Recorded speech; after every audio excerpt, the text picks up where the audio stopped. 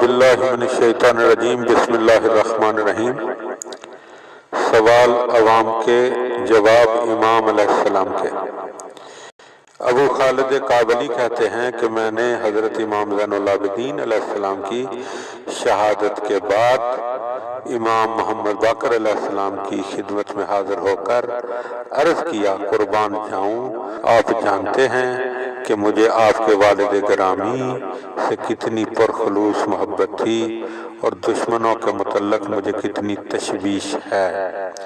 امام محمد باقر علیہ السلام نے فرمایا، ابو خالد آپ صحیح کہہ رہے ہیں، بتاؤ آپ کیا کہنا چاہتے ہو؟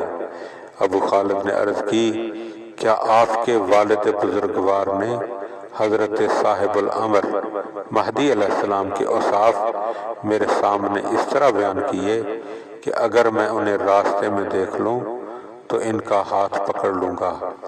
امام محمد باقر علیہ السلام نے فرمایا، اے ابو خالد تم کیا چاہتے ہو؟ ابو خالد نے عرض کی، ان کا نام بتائیے تاکہ میں انہیں نام سے پہچانوں۔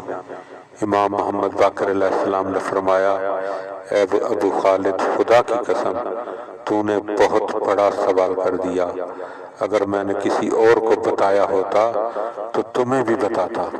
تو نے ایسی چیز کے متعلق پوچھا ہے کہ اگر یہ بات اولاد فاطمہ میں سے بعض کو معلوم ہو جائے تو وہ اسے ٹکڑے ٹکڑے کر دیں۔ عمران بن اعین کہتے ہیں کہ میں نے امام محمد باقر کی بارگاہ میں عرض کیا، قربان جاؤں، میں نے 1000 دینار پر مشتمل تھیلا اپنی کمر سے باندھ کر مدینے آیا ہوں اور میں نے خدا سے یہ عہد کیا ہے کہ وہ سب آپ کے گھر میں 1 دینار کر کے خیرات کر دوں، شرط یہ ہے کہ آپ میرے ہر سوال کا جواب دیں۔ امام محمد باقر علیہ السلام نے فرمایا، اے عمران، دینار خیرات کرنے کی ضرورت نہیں، سوال پوچھو تاکہ جواب عطا ہو۔ عمران نے عرض کی، آپ کو رسول اللہ صلی اللہ علیہ وآلہ وسلم سے رشتہ داری کا واسطہ ہے، کیا آپ ہی صاحب الامر ہیں اور قیام کرنے والے ہیں؟ امام علیہ السلام نے فرمایا، نہیں۔ عمران نے عرض کیا، میرے ماں باپ آپ پر قربان، تو وہ کون ہیں؟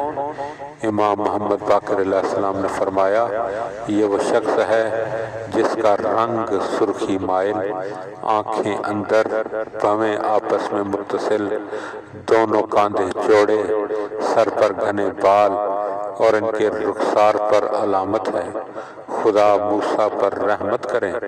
علامہ مجلسی کہتے ہیں، شاید اس جملے سے مراد کہ اللہ موسیٰ پر رحمت فرمائے اس بات کی طرف اشارہ ہو کہ ایک گروہ مثلاً واقفیہ فرقہ اس کے بعد یوں گمان کرے گا کہ حضرت قائم امام موسیٰ کاظم ہے، جبکہ یہ نظریہ غلط ہے کیونکہ قائم کی نشانیاں اس میں موجود نہیں ہیں، جیسا کہ بعد والی حدیث میں اسی طرف اشارہ کیا جائے گا۔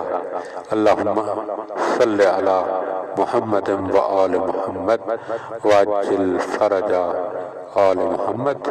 پروردگار ہمیں منتظرین امام زمانہ علیہ السلام میں قرار دے۔